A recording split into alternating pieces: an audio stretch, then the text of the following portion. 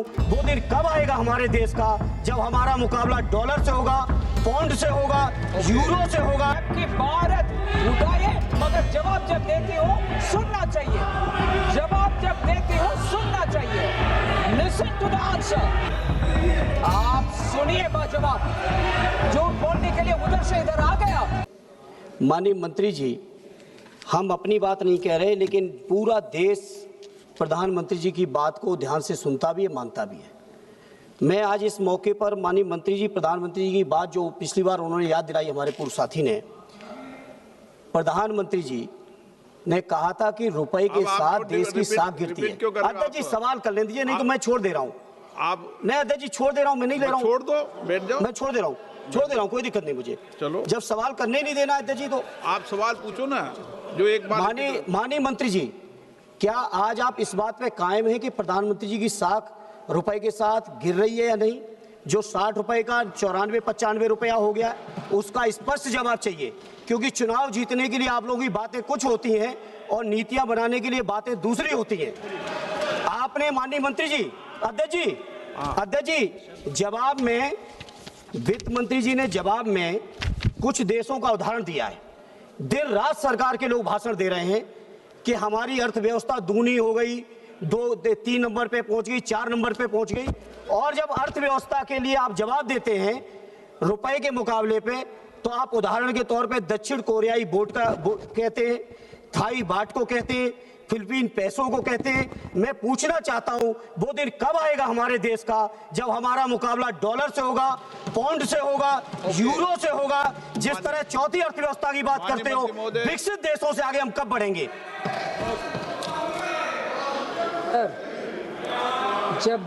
जब जवाब दिया जाता है,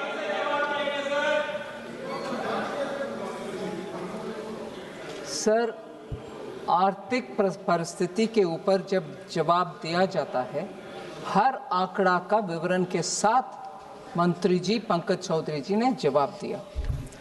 फिर भी अगर प्रधानमंत्री का साथ मैं याद दिलाना चाहती हूँ, 2 महीने पहले तक एक रीसेंट सर्वे में भी, ग्लोबली जो सर्वे हुआ, सभी प्रधानमंत्री और राष्ट्रपति गण के पॉपुलैरिटी के ऊपर जहां सर्वे हुआ, भारत के प्रधानमंत्री सबसे ऊपर है। इकोनॉमी का विषय इन्होंने प्रश्न पूछा और भारत के प्रधानमंत्री का साख क्या है, इसका जवाब यही है,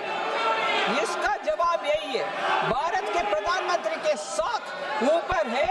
ये लोग उसको पचना मुश्किल समझ रहे हैं, इसीलिए बार बार उसी के ऊपर प्रश्न चिन्ह उठाया जा रहा है। जबकि भारत उठाए मगर जवाब जब देती हो सुनना चाहिए, जवाब जब देती हो सुनना चाहिए।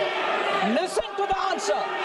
सर, भारत की इकोनॉमी एकदम स्ट्रांग है, हमारे फिस्कल सिचुएशन स्ट्रांग है और फिस्कल डेफिसिट 5 साल में कैसे मेंटेन करके आ रहे, इसके ऊपर पूरे दुनिया में प्रशंसा हो रही है। और ये भी है, हमारे फॉरेन एक्सचेंज रिजर्व इतना बरकरार है, सॉलिड भी है। इसके कारण आज हम डॉलर का व्यवस्था को पूरे दुनिया देख रही है। हर एक इमर्जिंग मार्केट का इकोनॉमी के साथ भारत को तुलने में हमारे रुपया ठीक चल रही है, और रुपया को ठीक चल रही है, बिल्कुल ठीक चल रही है। No, absolutely going fine. Sir, अगर प्रश्न पूछने वाले को कम से कम जवाब सुनने का क्षमता होना चाहिए।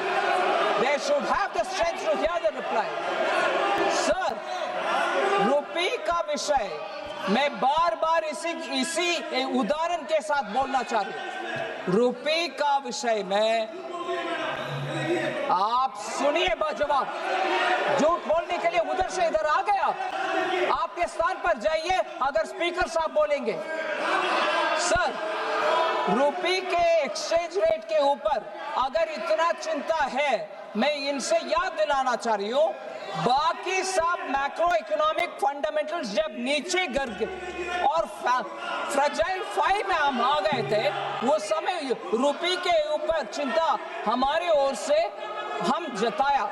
मगर आज जब फंडामेंटल सब ठीक ठाक है और दुनिया में इतना चल रही है और हर देश के करेंसी ऊपर नीचे जा रही है, इनको सिर्फ एक विषय इनको पकड़ करके हमारी इकोनॉमी को, हमारे देशवासियों का कृषि को, हमारे देशवासियों का मेहनत को अंडरमाइन करने के लिए हमारी ऑपोजिशन अगर है वो ठीक नहीं है। आज हमारे देश का रिक्वायरमेंट है हमारे अपने जनता का मेहनत को हम जानकर कॉग्निसेंस में ले और उसका साथ खड़े रहे, उनके साथ खड़े रहे, ना कि हमारे देश को ही कभी बार बार नीचे दिखाने के लिए ये प्रयत्न जो चल रही है वो गलत है।